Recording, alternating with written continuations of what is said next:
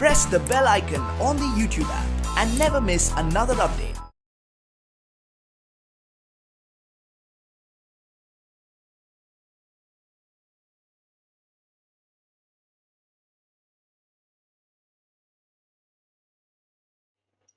Okay, my dear students, ನಿನ್ನೆ limit of resolution ಬಗ್ಗೆ discuss ಮಾಡಿದ್ವಿ. ಅದರ ಫಾರ್ಮುಲಾ ಮತ್ತೆ ಅದರ ಒಂದು ಕಂಡೀಷನ್ಸ್ ಏನಿರುತ್ತೆ ಅನ್ನೋದನ್ನ ಚೆಕ್ ಮಾಡೋಣ. Now you can take this as a limit of formula and the explanation of the terms. Limit of resolution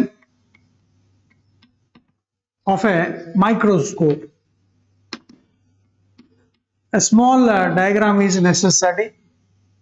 Microscope and ಇಲ್ಲಿ small objects ಇರ್ತವೆ, very minute microorganisms will be there, which are illuminated by light of wavelength lambda. Object ಮೇಲೆ ಚೆನ್ನಾಗಿ light ಬೀಳಬೇಕು. Objects are illuminated now. You will have objective lens here. Objective lens ಅನ್ನ ಏನಂತಾರೆ? A lens which is very much near to object. We call that as objective lens. From the object, what happens? There is a reflected rays of light will enter the aperture of the objective lens, and there is a human eye where they can sense the objects here. So they collect the refracted rays from the lens. So under this situation, the minimum separation, that is what we call as limit of resolution, is given by the formula that is lambda divided by 2n sin theta ಅಂತ ಒಂದು standard formula ಇದು. Memorise ಮಾಡ್ಕೊಳ್ಳೇಬೇಕು. dx ನೋಡಿ, theta is angle, unit ಇರಲ್ಲ, sign of 30 1/2 unit ಇರಲ್ಲ. n ಅಂದ್ರೆ refractive index between the objective lens and the object. ಇವೆರಡರ ನಡುವೆ media ಇದೆ, ಆ ಮೀಡಿಯಮ್ ಅದ ರಿಫ್ರಾಕ್ಟಿವ್ ಇಂಡೆಕ್ಸ್. ಈಗ ಏನು ಕೊಟ್ಟೇ ಇಲ್ಲ, ಯಾವ ಮೀಡಿಯಾ ಇದೆ? ಏರ್ ಮೀಡಿಯಾ ಅಂತ ಕನ್ಸಿಡರ್ ಮಾಡಬಹುದು. For air media you can take that is equal to 1. n is refractive index of the medium between the objects and the objective lens. Lambda, you know, wavelength of the light used for illuminating the object. ಇಲ್ಲೊಂದು theta ಅಂತ ಏನು ಕಾಣಿಸ್ತಾ ಇದೆ ಅಲ್ಲ, ಆ ಥೀಟಾಗೆ semi vertical angle ಅಂತ ಕರೀತಾರೆ. ಅಂದ್ರೆ ಈ ಆಬ್ಜೆಕ್ಟಿವ್ ಲೆನ್ಸ್ಗೆ ಲೈಟ್ ಎಂಟ್ರಿ ಆಗ್ತಾ ಇದೆ ನೋಡಿ, ಇಲ್ಲೇನ್ ಫಾರ್ಮ್ ಆಗ್ತಾ ಇದೆ? ಕೋನ್ ಫಾರ್ಮ್ ಆಗ್ತಾ ಇದೆ. ಆ ಎಂಟೈರ್ ಕೋನ್ ಏನಿದೆಯಲ್ಲ, ಆ ಕೋನ್ ಆಂಗಲ್ ಅರ್ಧ ಆಫ್ ಆಂಗಲ್ ತಗೋಬೇಕು. Semi vertical angle of the rays of light entering the objective lens. ಅದು ಬರಲಿಕ್ಕೆ ತುಂಬಾ ದೊಡ್ಡದಾಗುತ್ತೆ, ಇಲ್ಲಿ ಅರ್ಥ ಮಾಡ್ಕೊಳ್ಳೋದು ನೋಡಿ. ಥೀಟಾ ಇಸ್ ಸೆಮಿ ವರ್ಟಿಕಲ್, ಅರ್ಧ ಸೆಮಿ ವರ್ಟಿ ಅಥವಾ angle subtended by the objective lens. ಇಲ್ಲಿ 2 ಥೀಟಾ ತಗೊಳ್ತಾರೆ ಯೂಶುವಲಿ. 2 ಥೀಟಾದಲ್ಲಿ ಅರ್ಧ ಬರ್ದಿನಪ್ಪ ನಾನು, ಸರಿಯಾಗಿ ನೋಡ್ಕೊಳ್ಳಿ. ಇದು ಆಬ್ಜೆಕ್ಟಿವ್ ಲೆನ್ಸ್. ಇದು ಆಬ್ಜೆಕ್ಟಿವ್ ಲೆನ್ಸ್ ಏನ್ ಮಾಡುತ್ತೆ? ಆಬ್ಜೆಕ್ಟ್ ಹತ್ರ ಆಂಗಲ್ ಸಬ್ಟೆಂಡ್ ಮಾಡುತ್ತೆ. How much angle? 2 theta. 2 theta is angle subtended by the objective lens at the object. ನಾನು ತಗೊಂಡಿರೋದು ಅರ್ಧ ತಗೊಂಡಿದ್ದೀನಿ, ಅದಕ್ಕೆ ಏನಂತ ಕರೀತಾರೆ? Semi vertical angle. Okay, so ನಾವು ಎನ್ ಇಸ್ ಟರ್ಮ್ಸ್ ಅನ್ನ ಗೊತ್ತು ಮಾಡ್ಕೊಂತ ಇದ್ದೀರಾ. ಲ್ಯಾಂಬ್ಡಾ ಎಕ್ಸ್ಪ್ಲೇನ್ ಮಾಡಿದ್ದೀನಿ, ಥೀಟಾ ಗೊತ್ತಾಯ್ತು, ಈಗ ಎನ್ ಗೊತ್ತಾಯ್ತು. ಈಗ ರಿಸಾಲ್ವಿಂಗ್ ಪವರ್ ನ ಡೆಫಿನಿಷನ್ ಏನಂತ ಹೇಳ್ಕೊಟ್ವಿ? Reciprocal of limit of resolution which is express in terms of per meter. ನೋಡಿ, dx which is express in terms of meter. Here denominator ಯಾವ್ದು ಯೂನಿಟ್ ಬರಲ್ಲ, ಲ್ಯಾಂಬ್ಡಾ ಅಷ್ಟೇ ಸಿಗುತ್ತೆ in terms of meter. Reciprocal ತಗೊಳ್ಳೋದ್ರಿಂದ per meter. ಈಗ ನಾವು minimum ಇದೆ, ಅಂದ್ರೆ dx ಕಮ್ಮಿ ಇದೆ. dx ವ್ಯಾಲ್ಯೂ ಕಮ್ಮಿ ಇದ್ದಷ್ಟು ರಿಸಾಲ್ವಿಂಗ್ ಪವರ್ ಏನಾಗುತ್ತೆ? ಜಾಸ್ತಿ ಆಗುತ್ತೆ. So they are inversely proportional. Therefore formula for resolving power ಬರೆಯಪ್ಪ ಅಂದ್ರೆ 2n sin theta divided by lambda. ಇಲ್ಲಿ ಆ ರಿಫ್ರಾಕ್ಟಿವ್ ಇಂಡೆಕ್ಸ್ಗೆ ಎನ್ ಯೂಸ್ ಮಾಡ್ತಾರೆ ಅಥವಾ ಮ್ಯೂ ಯೂಸ್ ಮಾಡ್ಬೋದು. NCERT ಬುಕ್ ಅಲ್ಲಿ ನಾವು ಚೆಕ್ ಮಾಡಿದ್ರೆ ಎನ್ ಇದೆಯಪ್ಪ, ಅದನ್ನ ಯೂಸ್ ಮಾಡ್ಕೋಬಹುದು. ಬರ್ಕೊಂಡಿದ್ದೀರಾ? ಸಿಂಪಲ್ ನೋಡಪ್ಪ. ರಿಸಾಲ್ವಿಂಗ್ ಪವರ್ ಜಾಸ್ತಿ ಆಗ್ಬೇಕು, ಏನ್ ಮಾಡ್ತಾರೆ ಸರ್? ವೇವ್ ಲೆಂತ್ ಕಮ್ಮಿ ಮಾಡಬೇಕು, ರಿಫ್ರಾಕ್ಟಿವ್ ಇಂಡೆಕ್ಸ್ ಜಾಸ್ತಿ ಮಾಡಬೇಕು. So resolving power of A microscope ನೋಡಿ, ಸರಿಯಾಗಿ ನೋಡ್ಕೊಳ್ಳಿ. ಲಿಮಿಟ್ ಆಫ್ ರೆಸಲ್ಯೂಷನ್ ಅಂತ ಬರ್ದಿತ್ತು, ಇಲ್ಲಿ ರಿಸಾಲ್ವಿಂಗ್ ಪವರ್ ಬರೀತಾ ಇದೆ. Resolving power of A microscope can be increased by decreasing wave length and by increasing refractive index. ಇದನ್ನ ಯಾವ ತರ ಮಾಡ್ತಾರೆ ನೋಡಿ, ಅಬ್ಸರ್ವ್ ಮಾಡಿ. ಅದ್ರಲ್ಲಿ 2 ಟೈಪ್ ಸಿಗ್ತವೆ ಮಾರ್ಕೆಟ್ ಅಲ್ಲಿ ಸಿಗ್ತವೆ. ಸೈಂಟಿಫಿಕ್ ಸೆಂಟರ್ಸ್ ಅಲ್ಲಿ ಮತ್ತೆ research and development centres. Science ಎಲ್ಲಿ ನಡೀತಾ ಇರುತ್ತೋ ಆ ಎಲ್ಲಾ ಫೀಲ್ಡ್ ಅಲ್ಲಿ ಕೂಡ ಮೈಕ್ರೋಸ್ಕೋಪ್ ಇದ್ದೇ ಇರ್ತವೆ. ಬರೀ ಫಿಸಿಕ್ಸ್ ಅಂತ ನಾವು ಅನ್ಕೊಡಿ, all the branches of science we use, you will come across microscope. First, the resolving power microscope will be increased. High resolving power microscope ಕೊಡಪ್ಪ ಅಂತ ಹೇಳ್ತಾರೆ. ಅದರಲ್ಲಿ ಒಂದು ಏನ್ ಮಾಡ್ತಾರೆ, ಅಲ್ಟ್ರಾ ಮೈಕ್ರೋಸ್ಕೋಪ್ ಅಂತ ಹೇಳ್ತಾರೆ. ಅಲ್ಟ್ರಾ ಮೈಕ್ರೋಸ್ಕೋಪ್ ಅಂದ್ರೆ wave length of UV rays is less than that of ordinary visible light. Visible light wave length 400 nanometre ಇದೆ, UV rays ಇದೆ ವೇವ್ ಲೆಂತ್ 400 ನ್ಯಾನೋಮೀಟರ್ ಕಿಂತ ಕಮ್ಮಿ ಇದೆ. So as lambda decreases, RP increases. Such a microscope is called ultra microscope. Ultra microscope has high resolving power. High resolving power because they use ultraviolet light for illuminating the objects. Object ಮೇಲೆ light ಬೀಳ್ಬೇಕಲ್ಲ, object ಅನ್ನ focus ಮಾಡ್ಬೇಕಲ್ಲ, object ಮೇಲೆ light ಬೀಳಬೇಕು. ಅದರ wave length common ಆಗಿ ನಾವು bulb use ಮಾಡಿದ್ರೆ visible light. ಆ ಬಲ್ಬ್ ಏನಾದ್ರೂ UV ಲ್ಯಾಂಪ್ ಇದ್ರೆ ವೇವ್ ಲೆಂತ್ ಕಮ್ಮಿ ಇರುತ್ತೆ. So resolving power will increase. ಎರಡನೇದು ಆಯಿಲ್ ಇಮ್ಮರ್ಷನ್ ಟೈಪ್ ಅಂತ ಇರುತ್ತೆ. ಆಯಿಲ್ ಇಮ್ಮರ್ಷನ್ ಟೈಪ್ ಇಲ್ಲಿ ನಿಮಗೆ 4 ಮಾರ್ಕ್ಸ್ ಕೂಡ ಇದೆ, ಇದರಲ್ಲಿ ಮತ್ತೆ ಮ್ಯಾಥ್ಸ್ ಪ್ರಾಬ್ಲಮ್ಸ್ ಏನಿಲ್ಲ ಇಲ್ಲ. ಆಯಿಲ್ ಇಮ್ಮರ್ಷನ್ ಟೈಪ್ ಅಲ್ಲಿ ಏನ್ ಮಾಡ್ತಾರೆ ಅಂದ್ರೆ, ಈ ಆಬ್ಜೆಕ್ಟಿವ್ ಲೆನ್ಸ್ ಏನಿದೆಯಲ್ಲ, this objective lens is completely dipped in oil of higher refractive index. ಇಲ್ಲಿ ಆಬ್ಜೆಕ್ಟ್ ಇರ್ತವೆ, ಆಬ್ಜೆಕ್ಟಿವ್ ಲೆನ್ಸ್ ನಡುವೆ ಗಾಳಿ ಏರ್ ಮೀಡಿಯಾ ಇದ್ದೇ ಇರುತ್ತೆ. This will be of air media only. But this entire objective lens is completely dipped in liquid which is a transparent method. Transparent liquid ಅಲ್ಲಿ drip ಮಾಡ್ತಾರೆ. ಆ oil media refractive index ಜಾಸ್ತಿ ಇರೋದ್ರಿಂದ by increasing refractive index the resolving power can be increased. Such a microscope is called oil immersion type ಅಂತ ಹೇಳಿ. ಇನ್ನೊಂದು extra ನೀವು ಕಲ್ತಿದ್ರೆ memorise ಮಾಡ್ಕೊಂಡು ಹೋಗ್ಬಿಡಿ. ಏನು, ಎಲೆಕ್ಟ್ರಾನ್ ಮೈಕ್ರೋಸ್ಕೋಪ್ ಅಂತೇಳಿ. ಇದು ನಮ್ಮ ಡಿಫ್ರಾಕ್ಷನ್ ಚಾಪ್ಟರ್ ಅಲ್ಲಿ ಇದು ಮುಗಿದೋತು. ಎಕ್ಸ್ಟ್ರಾ ಡಿ ಬ್ರಾಗ್ಲಿ ವೇವ್ಸ್ ಅಲ್ಲಿ ಕಲ್ತಿದ್ದೀವಿ. ಎಲ್ಲಿ, ಆಟಮ್ಸ್ ಚಾಪ್ಟರ್ ಅಲ್ಲಿ ಅಥವಾ ಡ್ಯುಯಲ್ ನೇಚರ್ ಆಫ್ ಮ್ಯಾಟರ್ಸ್ ಅಲ್ಲಿ, ಡ್ಯುಯಲ್ ನೇಚರ್ ಆಫ್ ಮ್ಯಾಟರ್ ಅಲ್ಲಿ you have studied de Broglie wavelength. A particle like electron show wave nature when accelerated through certain potential difference. That de Broglie wavelength, that lambda is equal to h upon m into v, that is equal to h upon square root of 2 m into ev ಅಂತ ಕಲ್ತಿದ್ದೀವಿ ವಿದ್ಯಾರ್ಥಿಗಳೇ. ನೋಡಿ, ಚೆನ್ನಾಗಿ ಅರ್ಥ ಮಾಡ್ಕೊಳ್ಳಿ. ಇವೆರಡಕ್ಕಿಂತನೂ highest resolving power electron microscope ಇರುತ್ತೆ. ಇದು ಎಕ್ಸ್ಟ್ರಾ ನೆನ್ಪು ಮಾಡ್ಕೊಂಡ್ಬಿಡಿ ಅಷ್ಟೇ. Electron microscope has the greatest resolving power compare to these two. ಅಲ್ಲೇನು ಯೂಸ್ ಮಾಡ್ತಾರೆ, ಎಲೆಕ್ಟ್ರಾನ್ ಬೀಮ್ ಯೂಸ್ ಮಾಡ್ತಾರೆ, ಲೈಟ್ ಯೂಸ್ ಮಾಡಲ್ಲ. ಅವಾಗ ಏನಾಗುತ್ತೆ, the particle like electron which is very microscopic in nature, moving with certain velocity, show wave nature, matter wave concept. Such waves are called as matter waves. Particle like electron moving with certain velocity exhibit wave nature. Such we call as matter waves. They have certain wavelength. ಇದನ್ನ study ಮಾಡಿ theory ಹೇಳ್ಕೊಟ್ಟ scientist D Broglie. ಅದಕ್ಕೆ theory ಮಾಡಿ problems formula ಈ ತರ ಇರುತ್ತೆ. Microscopic ಮತ್ತೆ microscopic ಅಂದ್ರೆ like electron whose mass is negligible. ಹಾಗಂತೇಳಿ ಚಾಕ್ ಪೀಸ್ ತಗೊಂಡು ಡಿ ಬ್ರಾಗ್ಲಿ ವೇವ್ಲೆಂತ್ ಬರುತ್ತಾ? ಬರಲ್ಲ. ಒಂದು ಕ್ರಿಕೆಟ್ ಬಾಲ್, ಒಂದು ಮೂವಿಂಗ್ ಬಸ್ ಮೂವ್ ಆಗ್ತಾ ಇದೆ, ಡಿ ಬ್ರಾಗ್ಲಿ ಇಲ್ಲ, ತೋರ್ಸಲ್ಲ. Microscopic particles like electron moving with certain velocity show wave nature.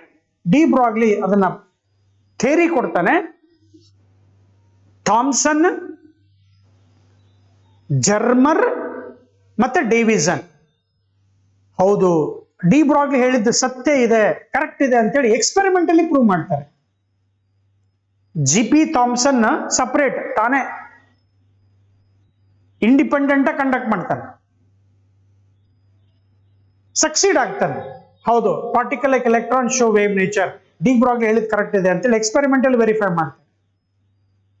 ಡೇವಿಸನ್ ಮತ್ತೆ ಜರ್ಮರ್ ಇಬ್ರು ಕಲೆಕ್ಟಿವ್ ಆಗಿ S the de Broglie matter waves is 100% true. They show it separately. So with that confirmation, ನಮಗೆ ನಿಮಗೆ ಏನ್ ಬೇಕು ಇದರ ಕಲ್ತ ಮೇಲೆ ಏನ್ ಮಾಡಬೇಕು ಅಂದ್ರೆ ಎಲ್ಲರೂ ಎಂಟ್ರೆನ್ಸ್ ಪೇಪರ್ ಅಲ್ಲಿ 12.2 angstrom divided by square root of V ಅಂತ ನೆನ್ಪಿಟ್ಕೊಳ್ಳಿ. where m is mass of electron, e is charge of electron, v capital V potential difference. ಈ ಎಚ್ ಎಂ ಇ ಅವೆಲ್ಲ ಸಬ್ಸ್ಟಿಟ್ಯೂಟ್ ಮಾಡಿ ಒಂದು ವೇವ್ ಲೆಂತ್ ಇದೆ. ಆ wave length ಎಷ್ಟು ಬರುತ್ತೆ? 12.2 ಆಮ್ಸ್ಟ್ರಾಂಗ್ ನೆನ್ಪಿಟ್ಕೊಂಡು divided by square root of V, where V is potential difference through which particle is accelerated. ಹಾಗಿದ್ದ ಇಲ್ಲಿ ಚೆಕ್ ಮಾಡಿ ವಿದ್ಯಾರ್ಥಿಗಳೇ, ವೇವ್ ಲೆಂತ್ ಏನಾಯ್ತು? ತುಂಬಾ ಕಮ್ಮಿ ಆಯ್ತು, 10⁻⁻10 ಇದು.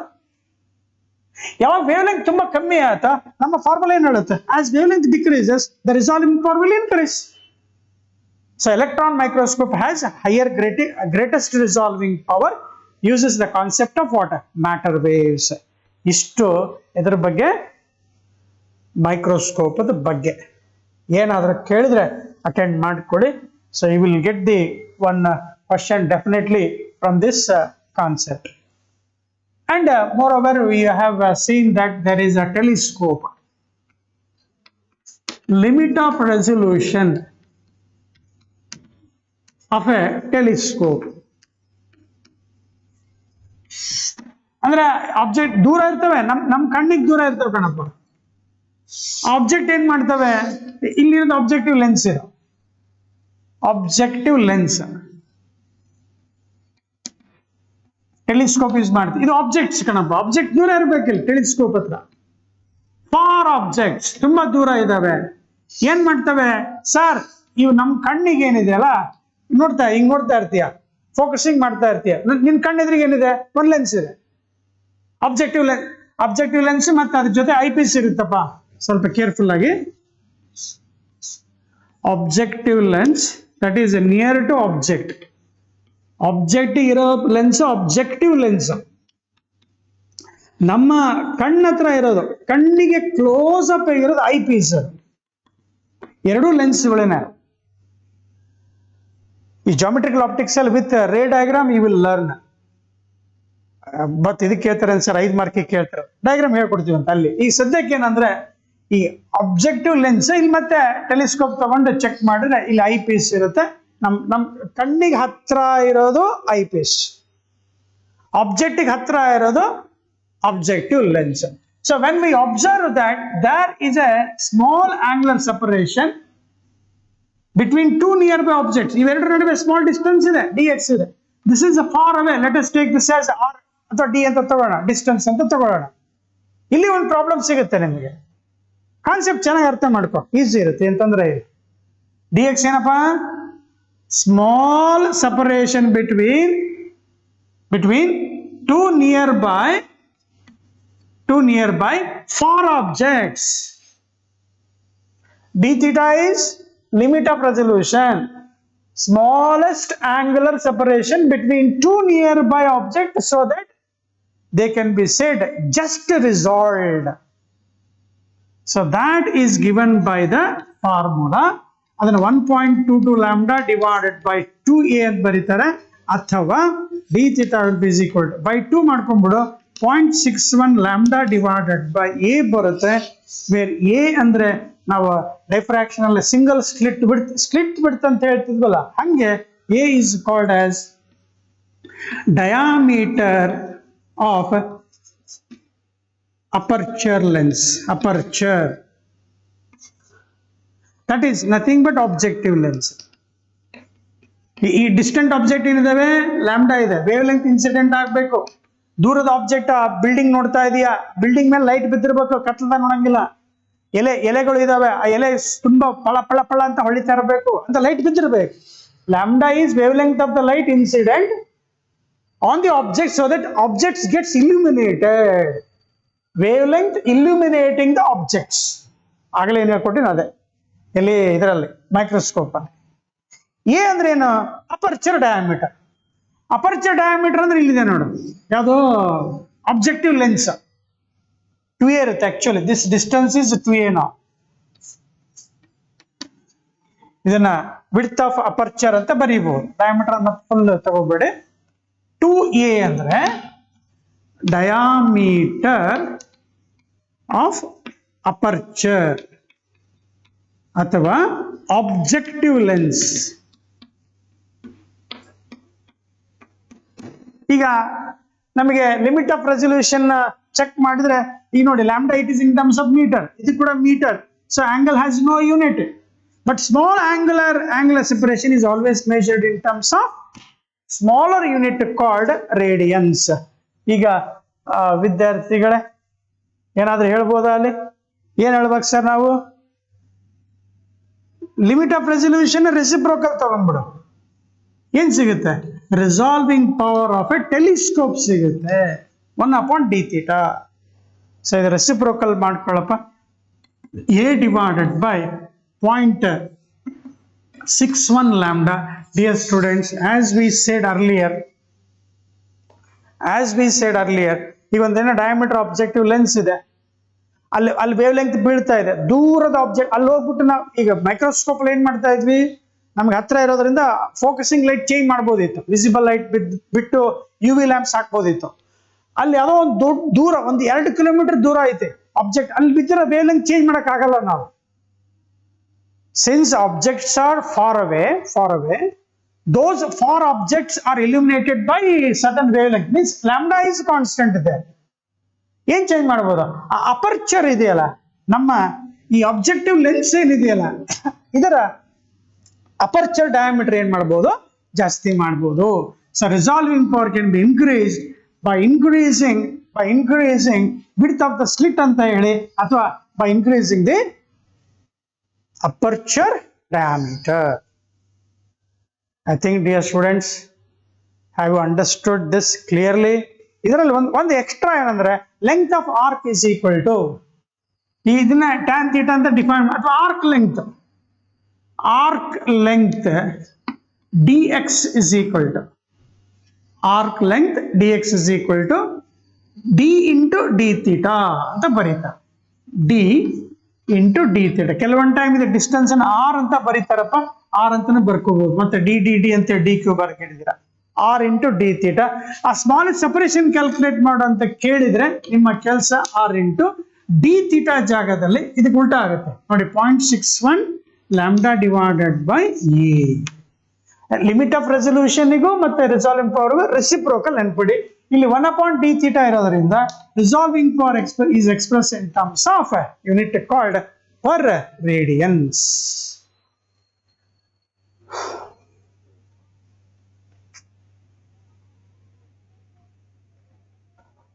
ಇಷ್ಟು ಮಾಹಿತಿ ಎಕ್ಸ್ಟ್ರಾ ಇದೆ. ಈ ಕಾನ್ಸೆಪ್ಟ್ ಅನ್ನು ನಮ್ಮ ಇದರಲ್ಲಿ ಕೇಸ್ ಸೆಟ್ ಅಲ್ಲಿ ತೆಗೆದಿದ್ದಾರೆ, ಆಗ್ಲೇ ಹೇಳಿದ್ರಲ್ಲ ಸರ್. ನೀಟಾಗಿ ಯಾರು ಪ್ರಿಪೇರ್ ಬಂದ್ರೆ, if you get the questions, simple questions you will get, dear students, don't bother about that.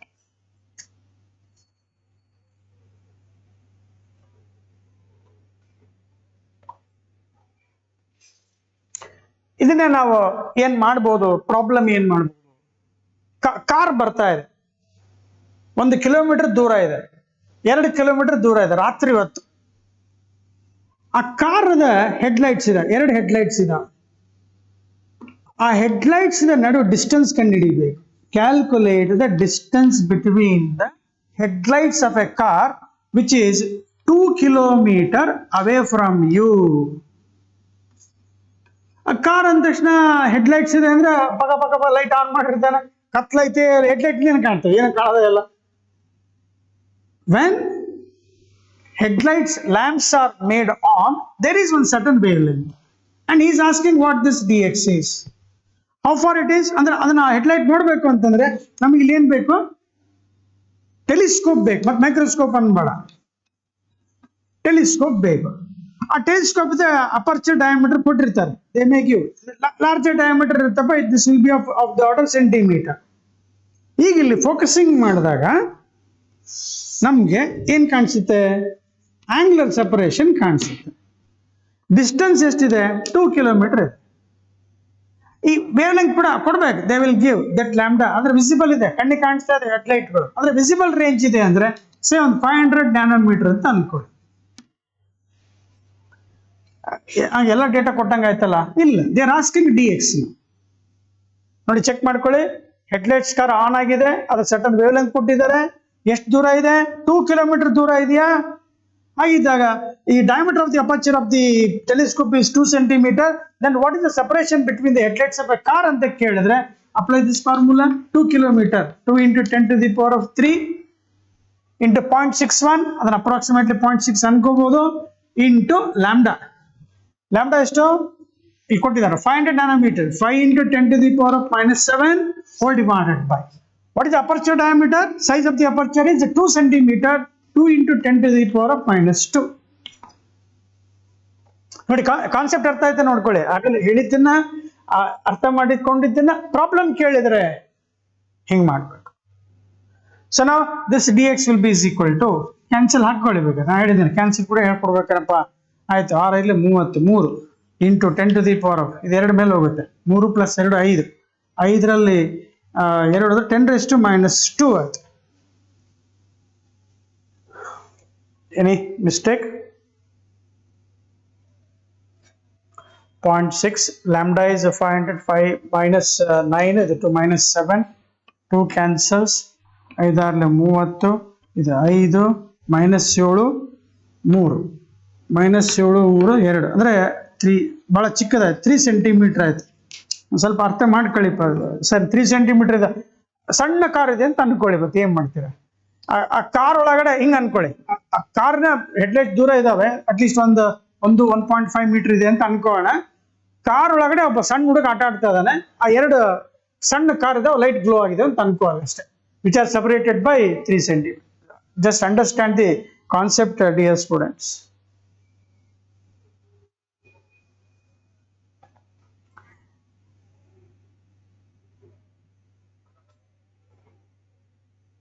Diameter of the aperture ಅನ್ನ ಅವ್ರು ಹಿಂಗ್ ಮಾಡ್ಬೋದು, 2 ಮಿಲಿಮೀಟರ್ ಅಥವಾ 0.2 ಸೆಂಟಿಮೀಟರ್ ಮಾಡ್ಬೋದು. 0.2 ಮಿಲಿಮೀಟರ್ ಕೊಡ್ಬೋದು.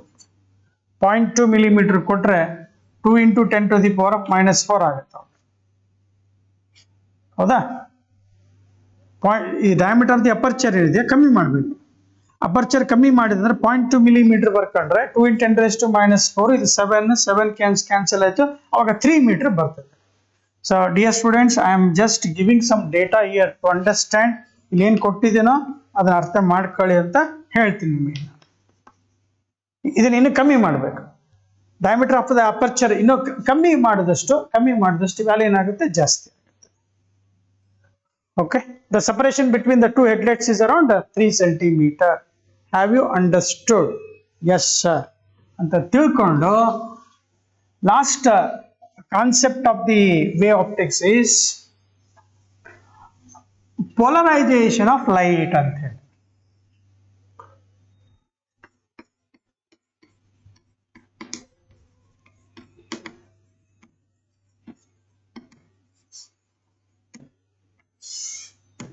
ಇದರಲ್ಲಿ ಒಂದು ಕ್ವಶನ್, ಸಣ್ಣ ಕ್ವಶನ್ ಬರ್ಬೋದು. Again I am telling this topic is removed for Karnataka CET. Only those NEET aspirants can have this.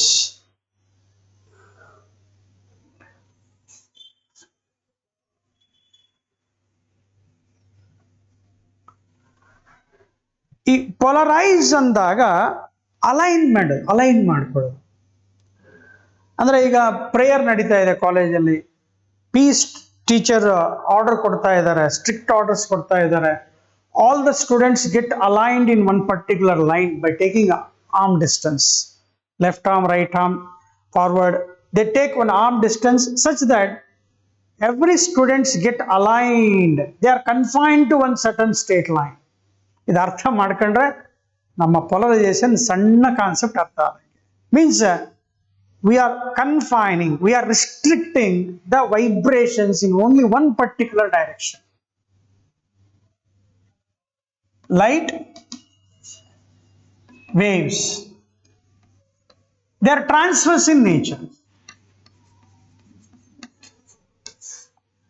Yes, they are transverse in nature. That is verified, experimentally proved only by the phenomena called polarization of light. You know, well, in the first PUC, longitudinal waves ಮತ್ತು transverse waves difference ಅವೆಲ್ಲ ಕಲ್ತಿದ್ದೀವಿ, ತುಂಬಾ problems ಕೂಡ ಹೇಳ್ಕೊಟ್ಟಿದೆ. In detail ಹೋಗಲ್ಲ ನಾನೀಗ. Transverse in nature means vibrations are always perpendicular to the direction of propagation. Vibrations set in the medium are perpendicular to the direction of propagations. They are transverse in nature. Now, this polarization is the phenomena, is only the phenomena that confirms light waves are transverse. ನೋಡಿ, ಇನ್ನೊಂದು ಚೆನ್ನಾಗಿ ತಿಳ್ಕೊಂಬಿಡಿ. Interference ಆಗಲಿ diffraction of light ಏನ್ ಕಲ್ತಿದೀವಲ್ಲ, ಅಲ್ಲಿ ನಾವು ಎಲ್ಲಾದ್ರೂ transverse longitudinal ಅಂತೇಳಿ use ಮಾಡಿಲ್ಲ. ಆದ್ರೆ ಈ ಎರಡು ಇಂಟರ್ಫರೆನ್ಸ್ ಮತ್ತೆ ಡಿಫ್ರಾಕ್ಷನ್ ಎರಡು both the ಫಿನಾಮಿನಾಸ್ are seen, observed in both light waves and sound waves. Sound waves ಅಲ್ಲಿ ನಾವು ಕಲ್ತಿದೀವಿ ವಿದ್ಯಾರ್ಥಿಗಳೇ, beats ಅಂತ ಕಲ್ತಿದೀವಿ. That is due to the phenomena of interference. Previous class ಅಲ್ಲಿ ಹೇಳಿದೆ, a man can listen the sound all around his head but he cannot identify the object ಅಂತ ಕಲ್ಸಿದೀವಿ. ಅಂದ್ರೆ sound, the waves can undergo both interference like beats and diffraction. That is bending of sound waves around the human head. ಅದೇ ರೀತಿ light waves ಅಲ್ಲಿ ಕೂಡ ನಾವು check ಮಾಡಿದೀವಿ interference pattern. Simple example ಕೂಡ ಕೊಟ್ಟಿದ್ದೀವಿ ನಾವು. Oil patch, when viewed under sunlight, the oil patch appears to be colored. Soap bubble when viewed under light appears to be colored. And beats is due to the phenomena of interference. Andre both light and sound waves can undergo interference and diffraction, but we have not proved that only interference and only diffraction will show light. No, both phenomena will undergo, both light waves and sound waves undergo the phenomena of interference and diffraction. But this is only the one kind, that is polarization phenomena, which explains the transverse nature of light. ಅಂದ್ರೆ ಅದರ ಅರ್ಥ sound waves ಆಗಲಿ ಅಥವಾ any longitudinal waves can not be polarised. ಅದನ್ನು prove ಮಾಡಿಕೊಡ್ತಾನೆ ಅವನೇ, ಯಾರವನು? Fresnel ಅಂತ ಹೇಳಿ. he is doing some experiment, simple experiment ಮಾಡ್ತಾನೆ. ಅದೇನಂತ ಚೆಕ್ ಮಾಡೋಣ. ಅದು ಎಕ್ಸ್ಪೆರಿಮೆಂಟ್ ಏನು ಇಲ್ಲ, ಮತ್ತೆ there is no complete story behind that. Short ಆಗಿ ಹೇಳ್ಕೊಡ್ತೀನಿ ಅಷ್ಟೇ. What is polarisation you will learn in detail with that simple experiment. General ಆಗಿ ತಿಳ್ಕೊಳ್ಳಿಕ್ಕೆ ನಾನು ಎಕ್ಸಾಂಪಲ್ ಕೊಟ್ಟಿದ್ದೀನಿ. All students get aligned during the prayer, instructed by one strict teacher. Once a man see all the students, he feel that all the students get aligned in one particular direction. Hence we say that students are polarized. In the same manner, if I have a dipole minus plus minus plus ಕಲ್ತಿದ್ದೀವಿ. ಎಲ್ಲಿ ಕಲ್ತಿದ್ದೀವಿ sir? Electrostatics ಅಲ್ಲಿ second chapter ಕಲ್ತಿದ್ದೀವಿ. ಏನು? ಒಂದು electric field apply ಮಾಡಿಬಿಟ್ರೆ, if you apply electric field, all the dipoles will get aligned such that their dipole moment is becoming parallel to the electric field, direction of electric field. Hence we say that all the dipoles gets polarized. Alignment. All the particles in the medium get restricted in only one direction. That what we call as polarized. The phenomena by which the vibrations are confined in only one plane or in only one direction is known as polarization of light ಅಂತ ಹೇಳ್ತೀವಿ. ಅದನ್ನ ಒಂದು simple ಆಗಿ demonstrate ಮಾಡ್ಕೊಳ್ಳಿಕ್ಕೆ, ನಮ್ಮ ಒಂದು simple experiment conduct ಮಾಡ್ಕೊಳ್ಳಿಕ್ಕೆ ಏನ್ ಮಾಡ್ತಾರೆ, ನ್ಯಾರೋ ಸ್ಲಿಟ್ ತಗೊಳ್ತಾರೆ. ಜಲ್ದಿ ಅರ್ಥ ಮಾಡ್ಕೊಳ್ಳಿಕ್ಕೆ ವಿದ್ಯಾರ್ಥಿಗಳು. ಇದು ಸ್ಲಿಟ್ 1 ಅಂತ ಅನ್ಕೊಳ್ಳಿ, ಇದು ಸ್ಲಿಟ್ 2 ಅಂತ ಅನ್ಕೊಳ್ಳಿ. ಎರಡು ಸ್ಪ್ಲಿಟ್ ಅನ್ನು ಏನ್ ಮಾಡೋಣ, ಒಂದಕ್ಕೊಂದು ಪ್ಯಾರಲ್ ಇದಾವೆ, ಎರಡು ಬುಕ್ ಇದಾವೆ, ತೆಳ್ಳನ್ ಬುಕ್ ಇದಾವೆ, ಅದರಲ್ಲಿ ಸೆಂಟ್ರಿಗೆ ರೆಕ್ಟಾಂಗ್ಯುಲರ್ ಹೋಲ್ ಮಾಡಿದೀಯಾ. ಇಲ್ಲೇನ್ ಮಾಡೋ, ಒಂದು ಹಗ್ಗ ತಗೋಬೇಕು, ತೆಳ್ಳನ್ ಹಗ್ಗ ತಗೋ, ಇಲ್ಲೊಂದ್ ಕಡೆ ಫಿಕ್ಸ್ ಮಾಡು. ಈಗೇನ್ ಮಾಡೋ, ಆ ಹಗ್ಗವನ್ನ ಅಪ್ ಅಂಡ್ ಡೌನ್ ಮೂವ್ ಮಾಡಿ, ಅಪ್ ಅಂಡ್ ಡೌನ್ ಮೂವ್ ಮಾಡಿ. ಏನಾಗುತ್ತೆ, ಈ ಸ್ಲಿಟ್ ಮುಖಾಂತರ ಆ ವೈಬ್ರೇಷನ್ಸ್ ಏನಾಗುತ್ತೆ, ಪಾಸ್. ದ ವೈಬ್ರೇಷನ್ಸ್ ವಿಲ್, ಚೆನ್ನಾಗಿ ಅರ್ಥ ಇಲ್ಲ ಸ್ವಲ್ಪ ಕನ್ನಡ ಯೂಸ್ ಮಾಡ್ತಾ ಇದೀನಿಪ್ಪ. When this rope is made to vibrated up and down, all the vibrations get passed through both S1 and S2. Pass ಆಗ್ಬಿಡುತ್ತೆ ಆರಾಮಾಗಿ. ಅಂದ್ರೆ ಈ ವೇವ್ಸ್ ಅನ್ನ ನೀವು ಚೆಕ್ ಮಾಡಿದಾಗ, the waves which are produced with the help of rope, you will say that they are transverse in nature because there is a formation of crest and trough. ಇದು transverse wave. ಈಗ ಏನ್ ಮಾಡೋ, slit S1 ಹಂಗೆ ಇರಲಿ, S2 ನ you turn this by 90 degree. ಇದು ಹಿಂಗಿದೆ, slit ಹಿಂಗಿದೆ, ಮತ್ತೆ ಹಿಂಗ್ ಮಲಸೋದಲ್ಲ, ಟರ್ನ್ ಬೈ 90 ಡಿಗ್ರಿ ಹಿಂಗಲ್ಲ, ಹಿಂಗಿದ್ದನ್ನ ಹಿಂಗ್ ಮಲಗಿಸ್ಬಿಡು. ಅಂದ್ರೆ ಇಲ್ಲಿ S1 ಇಂದ ವೈಬ್ರೇಷನ್ ಪಾಸ್ ಆಗ್ತವೆ, S2 ಸ್ಲಿಟ್ ಅಡ್ಡ ಬಂದ್ಬಿಡುತ್ತೆ. ಇದು ವರ್ಟಿಕಲ್ ಇದೆ ಅಮ್ಮ, ಇದು ಹಾರಿಜಾಂಟಲ್ ಇರೋದ್ರಿಂದ ಏನಾಗುತ್ತೆ, S2 ವೈಬ್ರೇಷನ್ಸ್ ಅನ್ನು ಅಲೋ ಮಾಡಲ್ಲ. ಇಲ್ಲಿ ವೈಬ್ರೇಷನ್ಸ್ ಕಾಣಿಸೋದೇ ಇಲ್ಲ ನಿನಗೆ. When S1 and S2 R perpendicular. ಅರ್ಥ ಆಯ್ತು? ಈಗ ನಾವೇನ್ ಮಾಡೋಣ, ಈಗ ಸ್ಲಿಟ್ S2 ನ ಹಿಂಗೆ ಇರಲಿ, S1 S2 ಪರ್ಪೆಂಡಿಕ್ಯುಲರ್ ಇರಲಿ. ನಾವು let us take one spring here. ಒಂದು ಸ್ಪ್ರಿಂಗ್ ತಗೋಣ, ಫಿಕ್ಸ್ ಮಾಡ. ಈಗ ಫಸ್ಟ್ S1 ಮತ್ತೆ S2 ಎರಡು ಒಂದಕ್ಕೊಂದು ಪ್ಯಾರಲಲ್ ಇರಲಿ. ಈ ಸ್ಪ್ರಿಂಗ್ ಅನ್ನು ಏನ್ ಮಾಡು, ಸ್ಲೈಟ್ ಆಗಿ ಕಂಪ್ರೆಸ್ ಮಾಡಿ ಬಿಟ್ಬಿಡ. ಏನಾಗುತ್ತೆ, all these vibrations get easily transferred. ನೋಡಿ, vibrations are moving along the direction of the disturbance here. The spring when it is compressed or elongated and say ಸ್ಟ್ರೆಚರ ಮಾಡು, ಕಂಪ್ರೆಸರ್ ಮಾಡಿ ಬಿಟ್ಬಿಡ. ಎರಡು ಸ್ಲಿಟ್ ಹೋಲ್ ಹೆಂಗಿದಾವೆ, ಇಬ್ರು ಪ್ಯಾರಲ್ ಇದಾರೆ, ಏನಾಗ್ತವೆ, ವೈಬ್ರೇಷನ್ಸ್ ಮೂವ್ ಆಗ್ತವೆ, ಹಿಂಗೆ ಆರಾಮಾಗಿ ಮೂವ್ ಆಗ್ತವೆ. ಇಲ್ಲ ಸರ್, S1 ಮತ್ತೆ S2 ನ ಪರ್ಪೆಂಡಿಕ್ಯುಲರ್ ಇಟ್ಬಿಡಿ.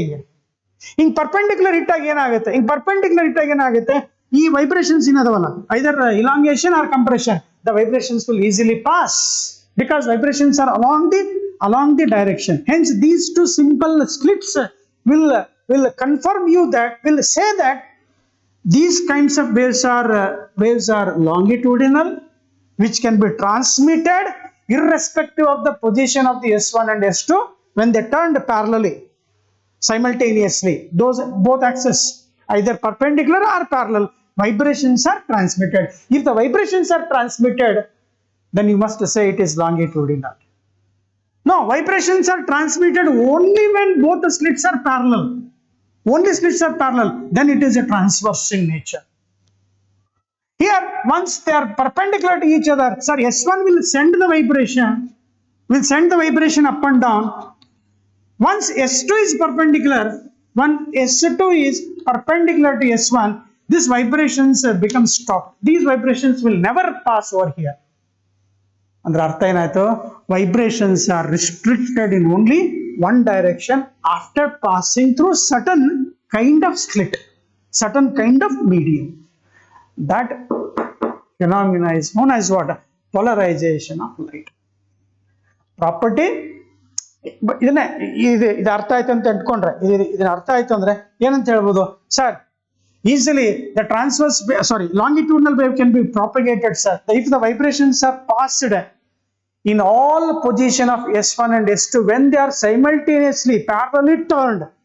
ನೋಡಪ್ಪ, ಪ್ಯಾರಲಲ್ಲಿ ಮತ್ತೆ ಒಂದ್ ಹಿಂಗೆ ಅಡ್ಡ ತಿರುಗದಲ್ಲ, simultaneously parallel to each other, parallelly turn ಮಾಡ್ಕೊಂತ ಹೋದಾಗ ಯಾವುದೇ ಪೊಸಿಷನ್ ಇರಲಿ, ಹಿಂಗಿರ್ಲಿ, ಯಾವುದೇ ಆಂಗಲ್ ಇರಲಿ, ಯಾವುದೇ ಡೈರೆಕ್ಷನ್ ಅಲ್ಲಿ ಇರಲಿ, ವೈಬ್ರೇಷನ್ಸ್ ಟ್ರಾನ್ಸ್ಮಿಟ್ ಆದ್ರೆ ಲಾಂಗಿಟ್ಯೂಡಿನಲ್.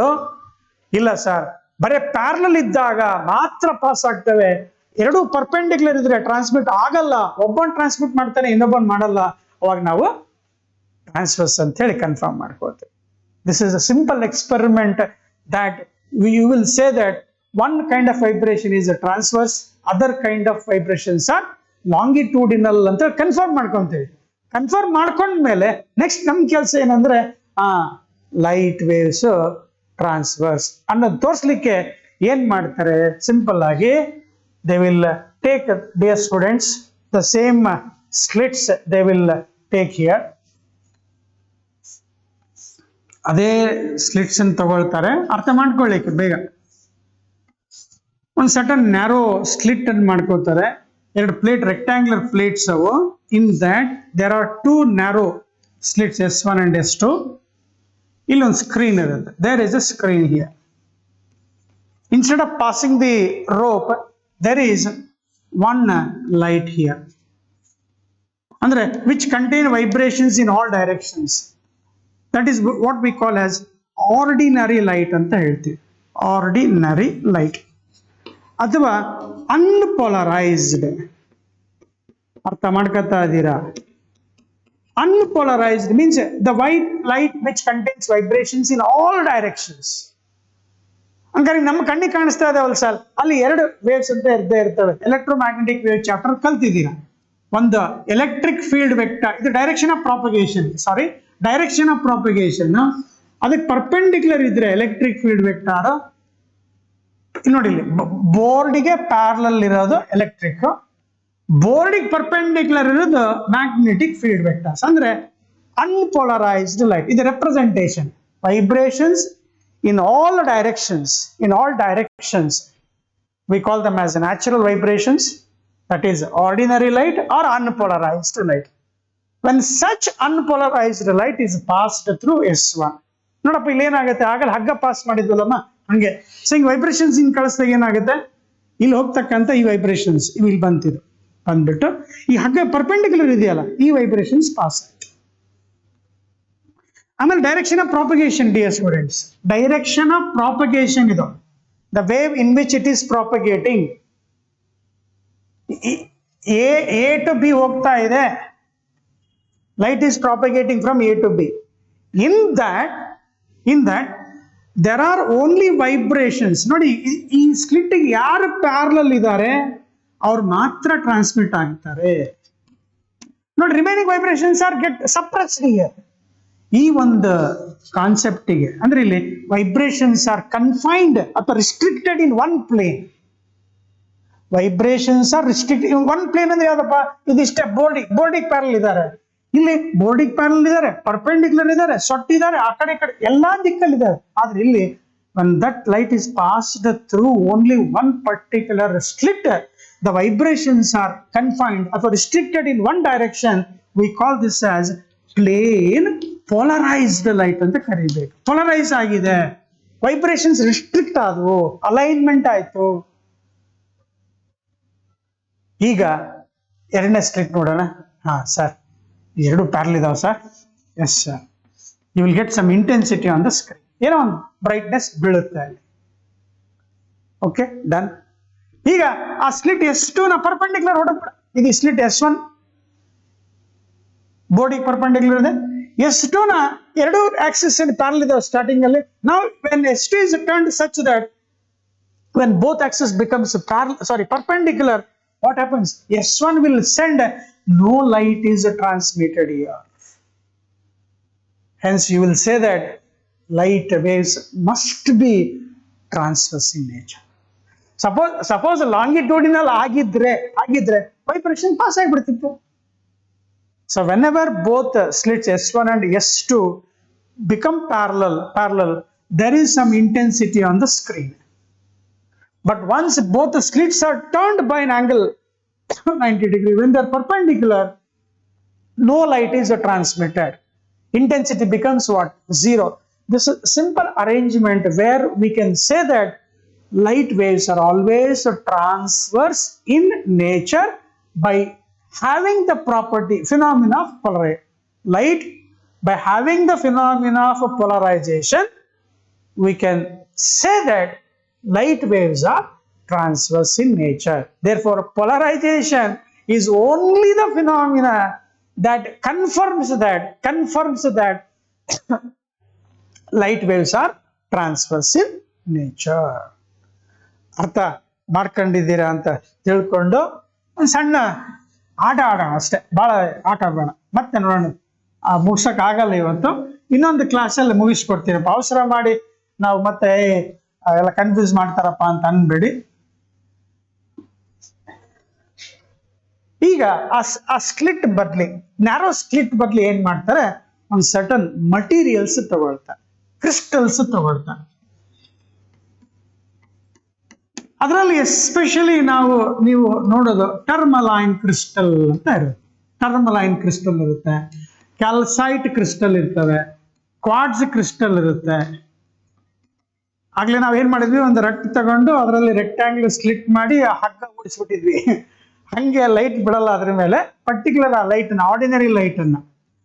ಆರ್ಡಿನರಿ ಲೈಟ್ ಅಂದ್ರೆ waves that is transverse vibrations in all directions are made to pass through any one of the crystal. ನಾವೀಗ ಕ್ರಿಸ್ಟಲ್ ಡಿಸೈನ್ ಮಾಡಿ ಲ್ಯಾಟಿಸ್ ಸ್ಟ್ರಕ್ಚರ್ ಅದನ್ನೇನು ಬರೆಯಂಗಿಲ್ಲ, ಸುಮ್ಮನೆ ಒಂದು ಪ್ಲೇನ್ ಹಾಕ್ತೀವಿ, ಒಂದು ಪ್ಲೇನ್ ಅನ್ನು ಡ್ರಾ ಮಾಡ್ತೀವಿ ಅಷ್ಟೇ. ಇದನ್ನ ಕ್ರಿಸ್ಟಲ್ ಅಂತ ನೀವು ಅನ್ಕೋಬೇಕು ವಿದ್ಯಾರ್ಥಿ. You must feel that this what the rectangular box I have return, plane box ಅಲ್ಲಮ್ಮ, plane I have written, you must say that as a crystal. ಅದಕ್ಕೆ ಏನ್ ಮಾಡ್ತಾರೆ, ಆ ಕ್ರಿಸ್ಟಲ್ ಒಳಗಡೆ ಏನಿರ್ತವೆ, ಆಟಮ್ಸ್ ಮಾಲಿಕ್ಯೂಲ್ಸ್ ಇದ್ದೇ ಇರ್ತವೆ. ಆ ಪರ್ಟಿಕ್ಯುಲರ್ ಏನಿರುತ್ತೆ, ನಾನು ಹೇಳಿದೆ ನೋಡಿ, ಈಗ ಸರಿಯಾಗಿ ಅರ್ಥ ಮಾಡ್ಕೊಳ್ಳಿಕ್ಕೆ. ಇಲ್ಲೊಂದು ಸ್ಲಿಟ್ ಇತ್ತು, ವೇವ್ಸ್ ಪಾಸ್ ಮಾಡಿದ್ವಿ, ಈ ಸ್ಲಿಟ್ ಅಂತೇನಲ್ಲ, ಹಂಗೆ ಒಂದು ಪ್ಲೇನ್ ಅನ್ನು ಇಮ್ಯಾಜಿನ್ ಮಾಡಬೇಕು. ನ್ಯಾರೋ ಸ್ಲಿಟ್ ಇದೆ, ಗ್ಯಾಪ್ ಹೋಲ್ ಇದೆ, ಅಲ್ಲಿ ಹಗ್ಗ ಪಾಸ್ ಮಾಡಿ ನೀವು ಹೋಗ್ತಾ ಐತಿ ಅಂತ ಹೇಳ್ತಾ ಇದ್ದೀನಲ್ಲ, ಹಂಗೆ ಹಗ್ಗನ ಪಾಸ್ ಮಾಡ್ಲಿಕ್ಕೆ ಒಂದು ರೆಕ್ಟ್ಯಾಂಗ್ಯುಲರ್ ಹೋಲ್ ಇದೆ. ಹಂಗೆ ವೈಬ್ರೇಷನ್ಸ್ ನ ಪಾಸ್ ಮಾಡ್ಲಿಕ್ಕೆ ಒಂದು ಪರ್ಟಿಕ್ಯುಲರ್ ಆಕ್ಸಿಸ್ ಬರುತ್ತೆ. ಅಲ್ಲಿ ಆಕ್ಸಿಸ್ ಮೇಲ್ಗಡೆ ಏನಿರ್ತವೆ, ಆಟಮ್ಸ್ಗಳು ಇರ್ತವೆ. ಆ ಎಲ್ಲ ಆಟಮ್ಸ್ಗಳು ಸಿಸ್ಟಮೆಟಿಕ್ ಆಗಿ ಅರೇಂಜ್ ಮಾಡಿರ್ತಾರೆ. ಅದಕ್ಕೆ ನೀವು ಏನಂತ ಕರಿಬೇಕು, ಪಾಸ್ ಆಕ್ಸಿಸ್ ಅಂತ ಕರಿಬೇಕು ಅಷ್ಟೇ. ಇಲ್ಲಿ ಪಾಸಿಂಗ್ ಹೋಲ್ ಅಂತ ಹೇಳ್ತೀವಲ್ಲಮ್ಮ, ಹಂಗೆ ಇಲ್ಲಿ ಪಾಸಿಂಗ್ ಆಕ್ಸಿಸ್. ಹಂಗಾದ್ರೆ ಏನರ್ಥ, ಸೊ ಯಾವ ವೈಬ್ರೇಷನ್ಸ್ಗಳು ಈ ಪಾಸ್ ಆಕ್ಸಿಸ್ಗೆ ಪ್ಯಾರಲಲ್ ಆಗಿ ಬರ್ತಾವೋ ಅವಷ್ಟೇ ಪಾಸ್ ಆಗ್ತವೆ. Pass Axis is one where the vibrations which are parallel to this pass axis will be allowed. All other vibrations are completely stopped, absorbed. Pass ಮಾಡೋದೇ ಇಲ್ಲ. ಹಾಗಾದ್ರೆ ಏನಾಯ್ತಮ್ಮ, ಇಲ್ಲಿ vibrations are confined in only one plane. ಇಲ್ಲಿ multiple planes ಇದ್ವು, ಸಾಕಷ್ಟು ಪ್ಲೇನ್ಗಳಿದ್ದು, unpolarized ಇತ್ತು.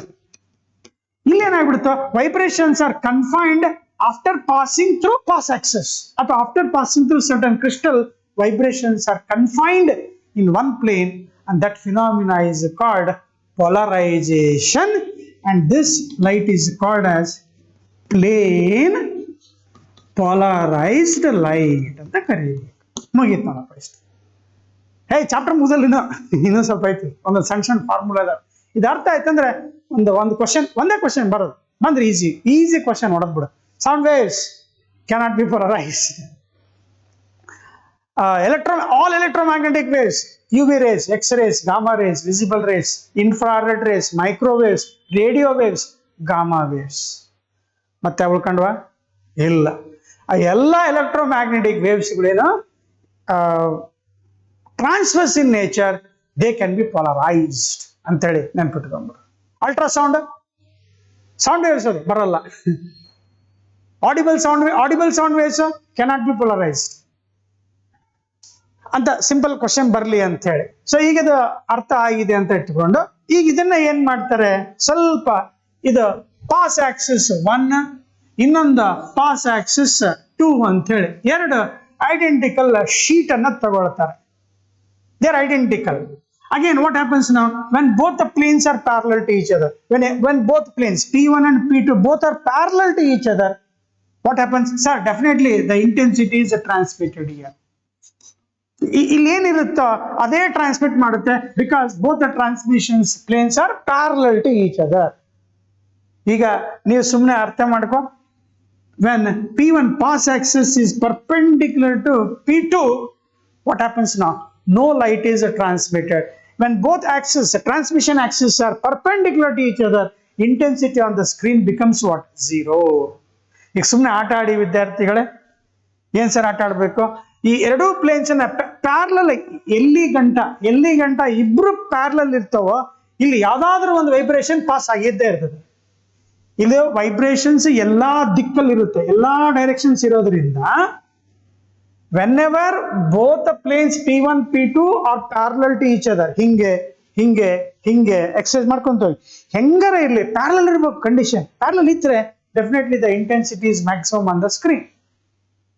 But once they get crossed, intensity becomes 0. When intensity becomes 0, we say that these pass axes, we call them as the transmission planes are said to be crossed ಅಂತ ಹೇಳ್ತಾರೆ. ಈ ತರ ಇಲ್ಲಿ unpolarized light ಅನ್ನ polarize ಆಗಿ produce ಮಾಡ್ತಲ್ಲ ಯಾರು? ಇವನ್ ಪಾಸ್ ಆಕ್ಸಿಸ್, ಒಂದು ಮಟೀರಿಯಲ್, ಅದು ಒಂದು ಕ್ರಿಸ್ಟಲ್, ಯಾವ್ದೋ ಒಂದು, ಈ ಹೆಸರು ತಲೆ ಕೆಡಿಸ್ಕೋಬೇಡಿ, any one crystal. One of the crystal has that characteristics. What is that? It has one transmission axis through which all the vibrations are transmitted.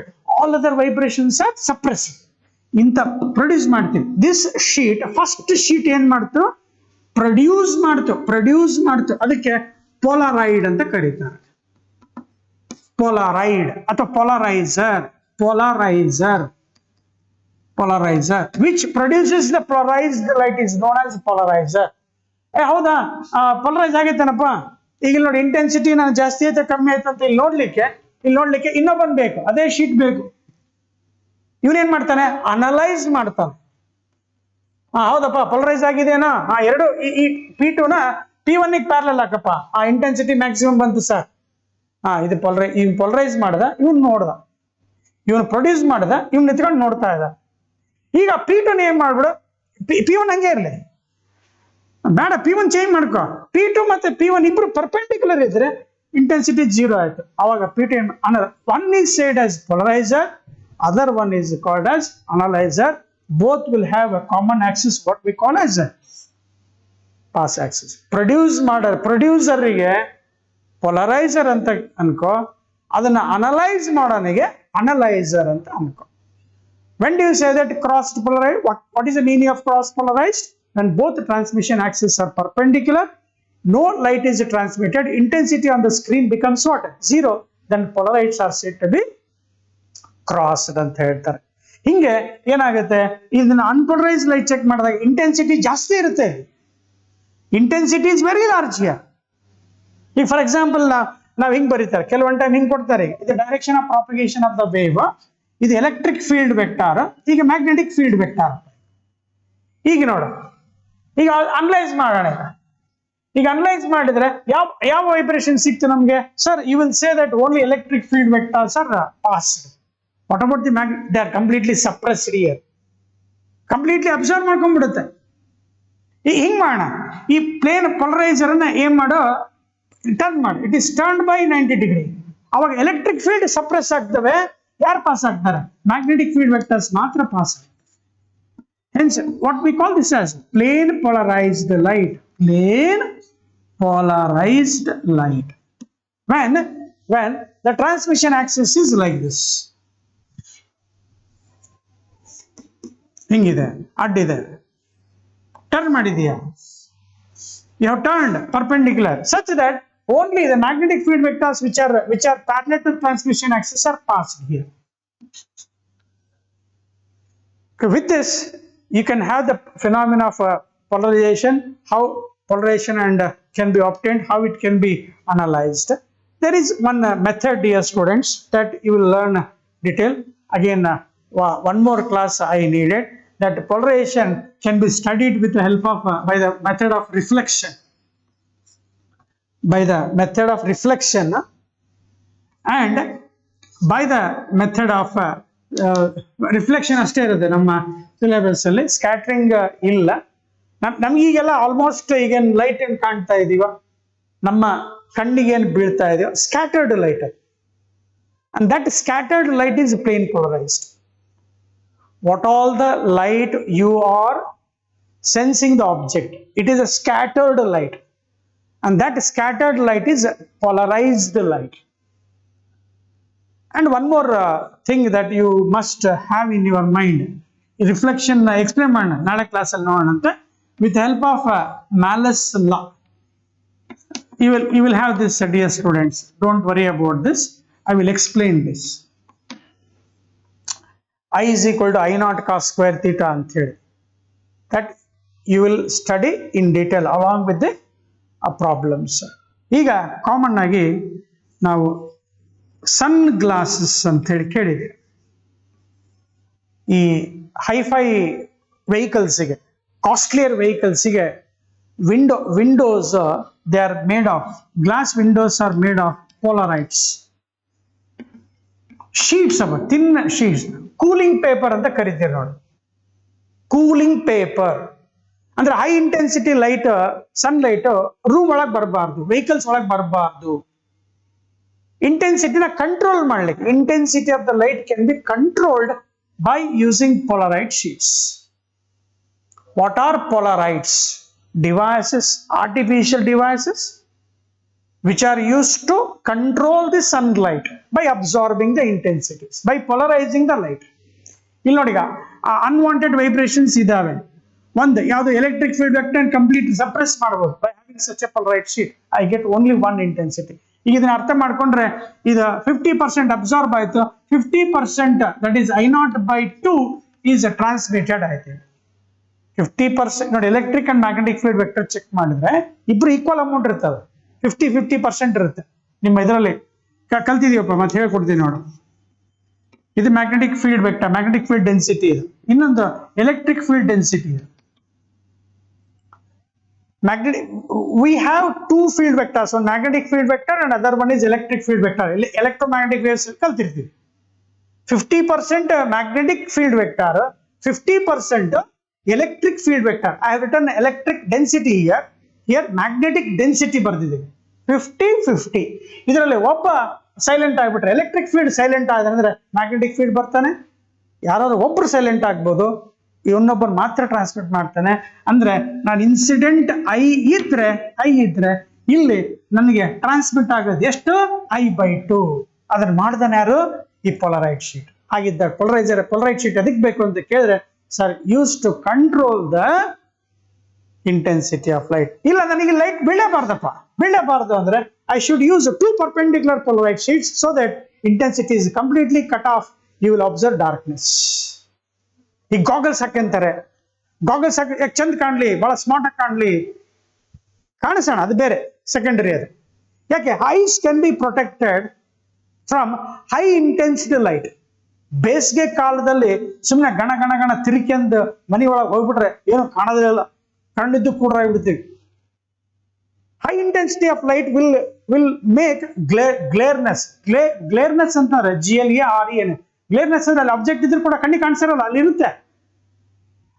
ಹೊರಗೆ ಅಡ್ಡಾಡ್ಕೊಂಬಂದಂಗೆ ಒಳಗೆ ನುಗ್ಗಿಬಿಡ್ರಿ, ಯಾರು ಬಾಗಿಲ್ದಾಗ ಕೂತಿದ್ರು ಅಂದ್ರೆ ಕಣ್ಣಿಗೆ ಕಾಣ್ತಾವಿಲ್ಲ ನಿನಗೆ ಅಂತೇಳಿ ಹೊರಗಡೆಯಿಂದ ಬಂದಾಗ ಕಣ್ಣಿಗೆ ಗ್ಲೇರ್ನೆಸ್ ಆಗ್ಬಿಡುತ್ತೆ. ಒಳಗಡೆ ರೂಮ್ ಒಳಗಡೆ ಕತ್ಲು ಗ್ಲೇರ್ನೆಸ್ ಅಂತ ಕರಿತೀವಿ. ಹಂಗ ಆಗ್ಬಾರ್ದು ಅಂದ್ರೆ ಏನ್ ಮಾಡ್ತಾರೆ? Ice can be protected by using goggles. ಆ ಗಾಗಲ್ಸ್ ಒಳಗೆ ಏನಿರ್ತವೆ? Block paper ಅಂಟಿಸಿರ್ತಾರೆ ಅನ್ಸ? ಅಲ್ಲ, ಪೋಲರೈಡ್ ಶೀಟ್ಸ್ ಇರ್ತಾರೆ. ಆ ಪೋಲರೈಡ್ ಶೀಟ್ಸ್ ಯೂಸ್ ಮಾಡಿ ಏನ್ ಮಾಡ್ತಾರೆ? One with other cross polarise use, ಒಳ್ಳೆ ಕ್ವಾಲಿಟಿ ರಿಬಾನ್ ಗ್ಲಾಸಸ್ ಅಂತ ಕೇಳಿದ್ರೆ 2,000, 3,000, 10,000, 20,000 ಗಟ್ಟಲೆ ಇದಾವೆ, ಯೂಸ್ ಮಾಡ್ಕೊಂತಾರೆ. That depends on there capacity. ಅದೇ ಬಿಡಿ. When two polarized sheets are crossed, no light is transmitted, intensity is completely cut off. By controlling the intensity, by using polarized shades, intensity of light can be controlled. Uses of polarized ಅಲ್ಲಿ cooling papers ಅದಂತೆ. ಆಮೇಲೆ ಈ ಕೆಲವೊಂದು 3D pictures ನೋಡಿದ್ದೀರಾ? 3D specs ಕೊಡ್ತಾರೆ, ಕೇಳಿರ್ಬೋದು, ನೋಡಿರ್ಬೋದಪ್ಪ. ಆ specs ತೆಗೆದ್ಬಿಡಿ, 3 object ಮೈ ಮೇಲೆ building ಕಾಣ್ತಿರ್ತವೆ. ಆ ಸ್ಪೆಕ್ಟ್ ಹಾಕಿ ಒಂದೇ ಬರುತ್ತೆ. ಅಂದ್ರೆ vibrations are confined in one direction by using polarized shades. They are used to produce plane polarized light. They are used to analyze the plane polarized light. They are used to control the intensity of light. They are used in cooling papers. Again, they say they are used in sunglasses to control the intensity, and they are used in specs for observing 3D pictures. So with this small information, just we have entered into last concept polarization chapter. Next, dear students, one more class is needed. We shall conclude in the next class. And moreover, I have given that assignment work anta kottidini with answers na alle underline highlight ಮಾಡಿದ್ದೀನಿ. ನೀವು practice ಮಾಡಿ ಅದನ್ನ. ಇನ್ನೊಂದು ಕ್ಲಾಸಲ್ಲಿ ಆ problems ನ ಹೇಳ್ಕೊಡ್ತೀನಿ. Thank you. Take care.